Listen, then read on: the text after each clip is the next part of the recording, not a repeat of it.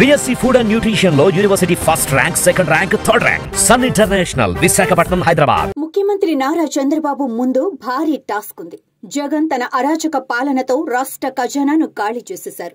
పాలన సాగించేందుకు అవసరమైన రోజువారీ సొమ్ము కోసం కూడా అప్పులపైనే ఆధారపడేంత అధ్వానంగా రాష్ట్ర ఆర్థిక పరిస్థితిని దిగజార్చేశారు.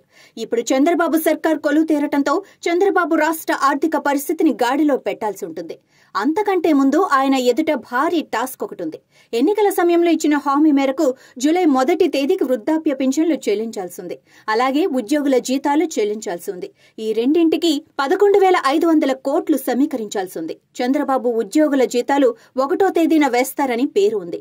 దాన్ని ఆయన అధికారంలో వచ్చిన తర్వాత మొదటి నెలలోనే నిలుపుకోవాల్సి ఉంది. జీతాలకు 6,000 కోట్లు కావాల్సి ఉంది. అలాగే వృద్ధాప్య పింఛన్లకు 5,500 కోట్లు కావాలి. జూలై 1వ తేదీన ఏప్రిల్ నెల నుంచి 1000 చొప్పున 3 నెలలకు 3,000, జూలై నెలది 4,000 కలిపి మొత్తం 7,000 ఇస్తామని బాబు హామీ ఇచ్చారు. అలాగే మహిళలకు ఉచిత బస్సు ప్రయాణం అమలు చేయాల్సింది. తెలంగాణలోగా ఆర్టీసీకి ప్రతి నెల ఉచిత ప్రయాణ ఖర్చును చెల్లించాలి. అలాగే 18 ఏళ్లు నిండిన మహిళలకు నెలకు 1,500 ఇస్తామన్న హామీ, ఏడాదికి 3 ఉచిత సిలిండర్లు ఇస్తామన్న హామీ, రైతులకు పెట్టుబడి 20,000 రూపాయలు చెల్లిస్తామని చెప్పింది. ఖరీఫ్ సీజన్ ముందుకొచ్చింది కావున రైతులకు వెంటనే ఇవ్వాల్సి ఉంది.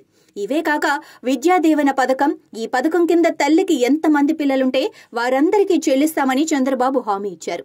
ఇక నిరుద్యోగ భృతి నెలకు 3,000 ఇస్తామని హామీ ఇచ్చారు. అది వెంటనే ప్రారంభించాల్సింది.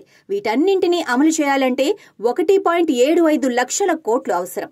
ఇక మెగా డిఎస్సి నియామకాలు జరిగితే వేతనాల భారం మరింత పెరుగుతుంది. ఇప్పుడు చంద్రబాబు ముందున్న టాస్క్ నిధుల సమీకరణ. చంద్రబాబు సంక్షేమం, అభివృద్ధికి సమ ప్రాధాన్యత ఇస్తారు. ఆయన గతంలో అలా చేసి చూపించారు. అయితే ఇప్పుడు సమస్య ఏంటంటే జగన్ హయాంలో అరకొర సంక్షేమంతో రాష్ట్రాన్ని అప్పుల కుప్పగా మార్చేశారు. ఇప్పుడు చంద్రబాబు అభివృద్ధి కోసం ప్రణాళికలు అమలు చేసి రచించినా వాటి ఫలాలు అందించడానికి కొంత సమయం పడుతుంది. కానీ ఇచ్చిన హామీల అమలు మాత్రం సత్వరమే, ఇంకా చెప్పాలి అంటే వెంటనే జరగాల్సి ఉంటుంది. అదే ఇప్పుడు సిబిఎన్ ముందున్న పెద్ద సవాలుగా పరిశీలకులు విశ్లేషిస్తున్నారు.